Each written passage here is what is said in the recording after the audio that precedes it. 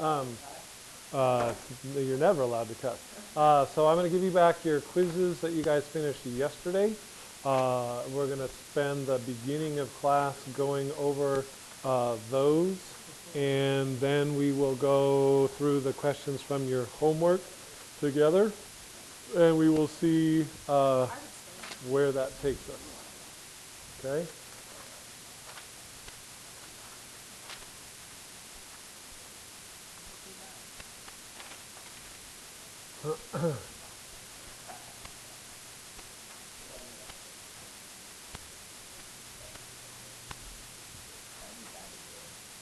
Didn't I just give it back to you already? Oh, no, I have it right here. Okay, so the first two problems were worth 3 points each. So you had to fill in the tables. That was 1 point. Say what type of a sequence it was. That's another point.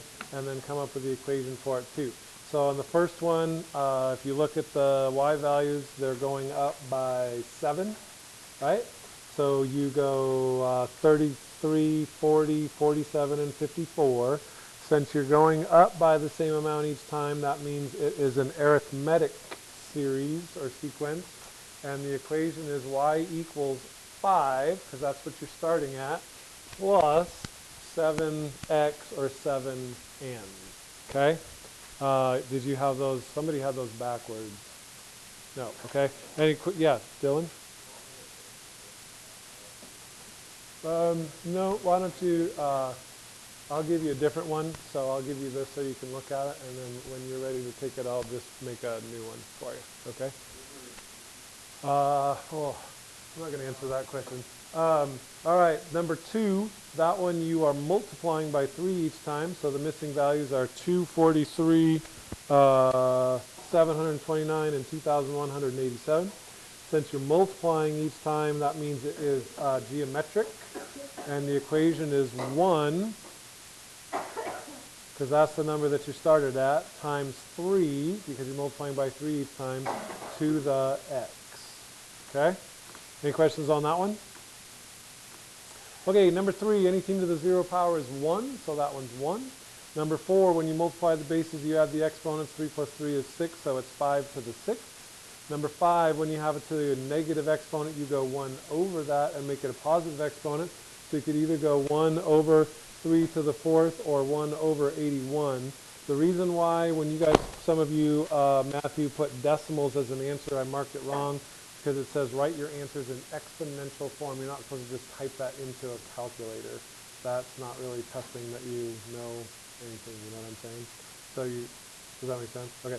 So what I was trying to see if you understood there is that a negative exponent means make it into fractions.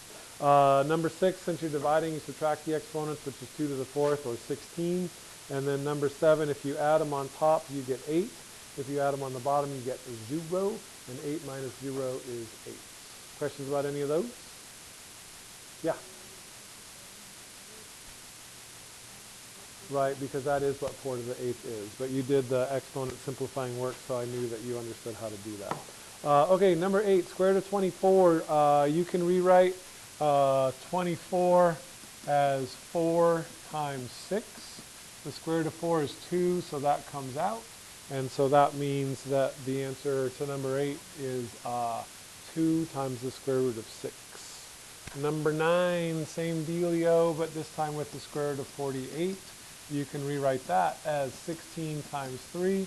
Square root of 16 is 4. So you can pull that out and leave it as 4 times the square root of 3. Okay? Yeah.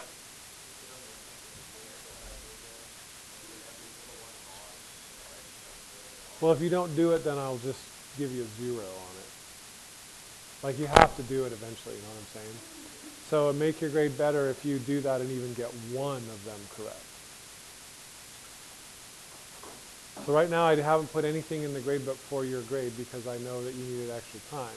But if, like, by the end of the semester you haven't taken it, then that'll just turn into a 0, and then that'll be really bad for your grade.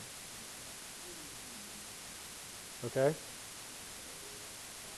Okay, number 10, This one says that it's an arithmetic sequence, and so we are going 2 and then blank blank and then 17.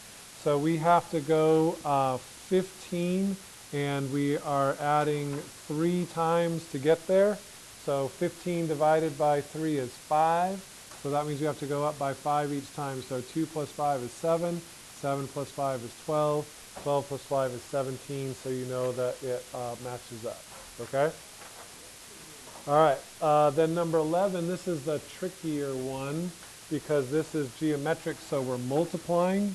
So we have 2 and then 2 blanks and 128. So 2 times 64 is 128, but we're going to multiply again 3 times to get there. So that means I have to do the cube root of 64, which is 4. So 2 times 4 is 8. 4 times 8 is 32, and 32 times 4 is 128. Okay? All right, and then for number 12, if you plug -2 in there, 3 times -2 is -6, plus 4 is -2. For B, you are trying to set it equal to 16 and then solve for x. So you subtract 4 first, so 3x equals 12, then divide by 3 and you get x equals 4. And then finally, for the last one, if you plug 1/2 in there, 3 times 1/2 is 1.5, and 1.5 plus 4 is 5.5. Okay? Any questions about any of those? Okay. The retake question, I guess if I have to make a retake for Dylan, then you can do a retake if you want. Okay? I'm not a fan of retakes, personally. But you know. Okay, you guys get out your homework then from yesterday. We had some work to do on that still, right? 13 through 29, yeah. And I know that got a little bit crazy, the ones that we finished on, so we might not get through all of those. We'll see how it goes. All right, so we figured out that number 12, did we figure out they were all the same? Okay. So now we're on number 13. So we have 64 times 2 to the negative x. Well, what does the negative x mean? It'll be a fraction. Good. So that means I can rewrite this as 64 times, make that into a fraction, 1/2 to the x. So, yes. What about the middle one? Isn't it like a 2 on the bottom? So isn't that still the same thing?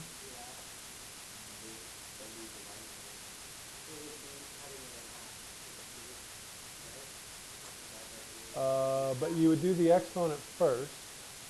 I'm feeling like those are the same thing. Yeah, because it's just like if you go 64 times 1/2, you could also write that as 64 over 2, right? So if we go 64 times 1/2 to the x, you could write that as 64 over 2 to the x. So I think everybody's a winner there. Okay? Oh, 14 doesn't even have anything to do with exponents. All right, will you guys, let's see, will you distribute the 3 on 14 and combine your like terms and see how that goes for you? See what you get. While I take attendance.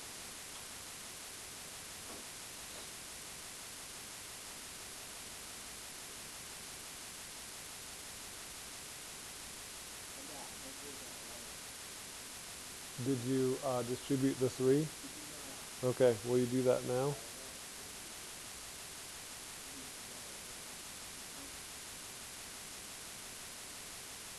Nathan? Will you simplify that expression? Okay.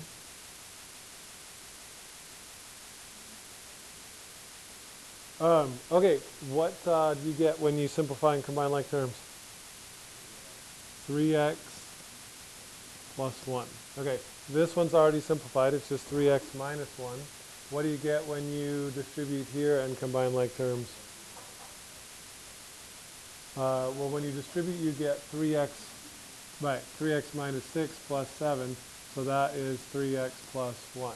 So which ones are the same? Yeah, the outside ones, the first and the last, are equivalent, okay? Okay, now we're back into exponent land. Like I said, these are, but we'll see what we can do. So I'm going to rewrite 50 as 25 times 2 times 2 to the x plus 2. Okay? What's the exponent on this 2? What's the exponent on this 2 right here? What's the exponent on this 2 right here? 2 to the, yeah, that's to the first power. We just don't write it because it's to the first power. What do you do to the exponents when you're multiplying the bases? Add them together. What's x plus 2 plus 1? X plus 3. Good. So this would simplify to be 25 times 2 to the x plus 3. Okay? So it looks like these two are not the same. This is x plus 3 and that's 2x plus 1. So that's a fail. Okay, for 50, this is a lot. This might be, no, we'll be all right. For 50 right here, I'm going to take this and rewrite it as 25 times 2 like I did before. How can I rewrite 4 using a 2? 2 plus 2 or what?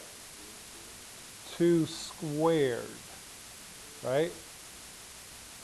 4 is 2 squared, okay, and then that's being raised to the x power, all right? So we talked about this yesterday. What do you do when you're raising a power to a power? Multiply them together, so I can rewrite that as 25 times 2 times 2 to the 2x, okay? And then what do I do with the exponents now when I'm multiplying the bases? Add them together, so that gives me 25 times 2 to the 2x plus 1. So who's that the same as? Bless you. Who's that the same as? The first one was 2 to the x plus 3. Same as the second one. Okay, so this guy right here and this guy right here are the same. Will you ever have to do this on a test in this class? I certainly hope not. Will you have to do that in a test in some other math class? Maybe. I don't know. Can't speak for the future. All right, number 16. Doesn't look like there's any simplifying we can do there. So I'm going to leave that as 30 times 1.05 to the x. What do you do? We just talked about this when you are raising a power to a power over here. What do you do with the exponents? Not when you're going power to a power. You multiply them. What's 1/7 times 7? 1/7 times 7 is 1. Okay, so that means they cancel. So yeah, I'll get 30 times 1.05 to the x. Okay? And then same dealio over here. What do you do here with the exponents when you're raising a power to a power? Multiply them. So x over 2 times 2 is, right, because the 2's cancel. So that means this one is also 30 times 1.05 to the x. So in that case, all of those are the same.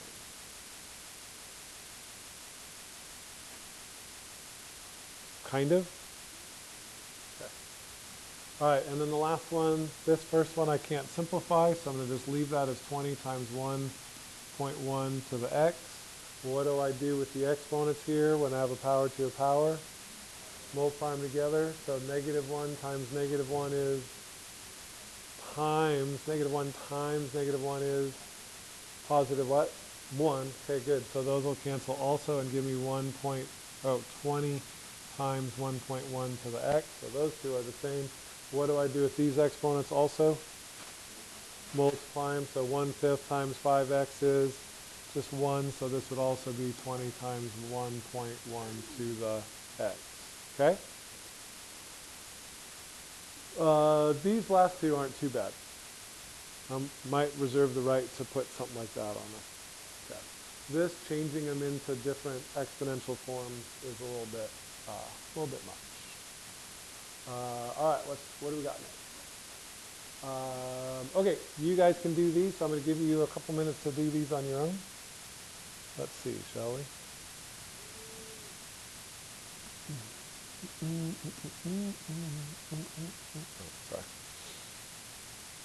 Okay, Matthew, what'd you get for 18? Okay, good. You're adding the exponents. 3 plus 5 plus 2 is 10. Everybody get that? Okay. What'd you get for 19? Ooh, that's a little loud. Jaron?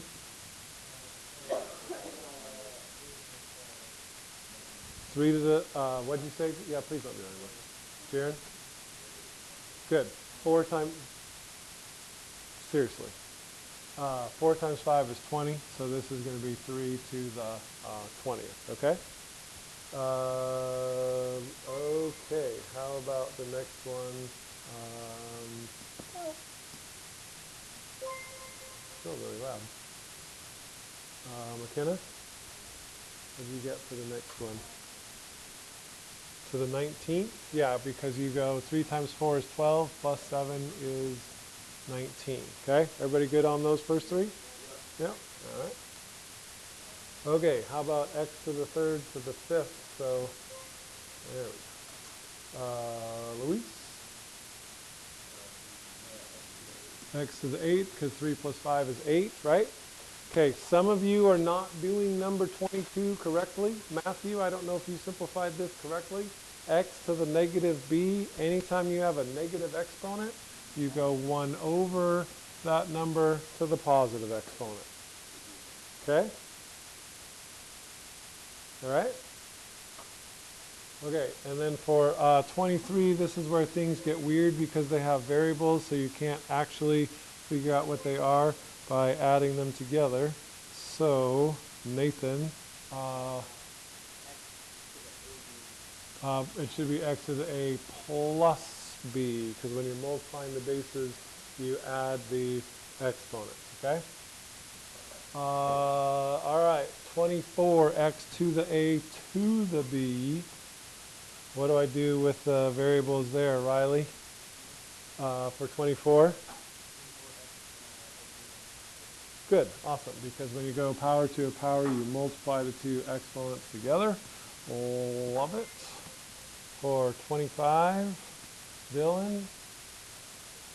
Okay, what do you do with the exponents when you're dividing? When you're multiplying, you add them. So when you're dividing, you, Jaron? Subtract them, yeah. So for this one, you would go y to the a minus b. Okay? So Dylan, I'm going to stay with you. What do I do here when I go power to a power? What is y to the a to the c? What can I write that as?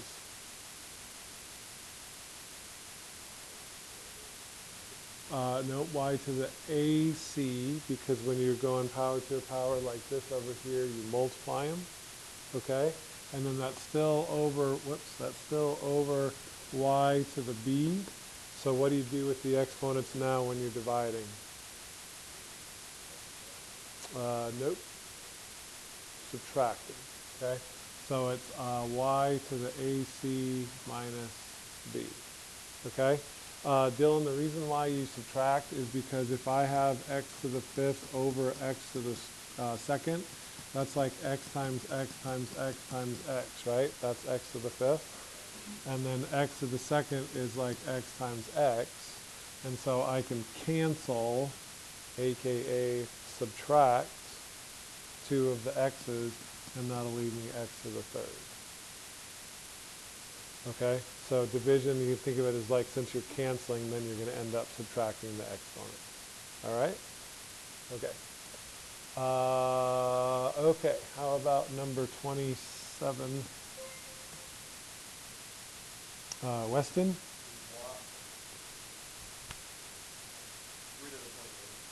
How'd you get that? Okay. Okay, and what's 24? Okay, good. 3 to the 17th. So 4 times 6, because it's a power to a power, is 24. 24 minus 7, 17. Okay?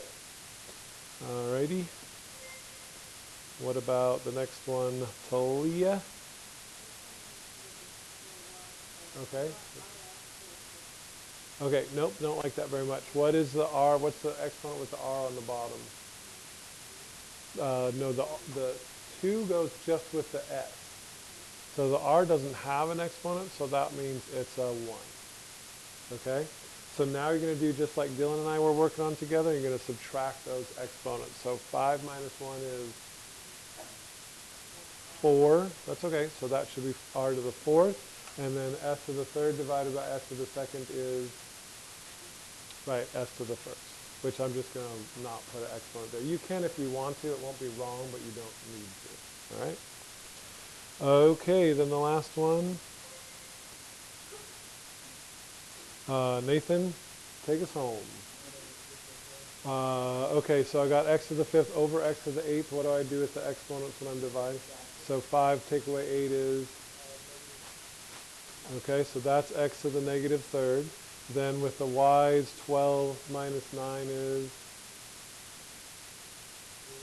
okay, and then there's no z, so we're going to leave that as z to the 0, right? Okay. All right, we can go slightly further with this. What can I do with the x to the negative 3rd? We make it into a fraction. Yeah, negative exponents become fractions, so I'm going to put the x to the 3rd on the bottom. And then what is z to the 0? 1. Any number to the 0 power is just 1, so that cancels. Okay? So your final answer for that one in its best form is y to the 3rd over x to the 3rd. Okay? Good? I put it on the bottom and made it a positive 3. Okay?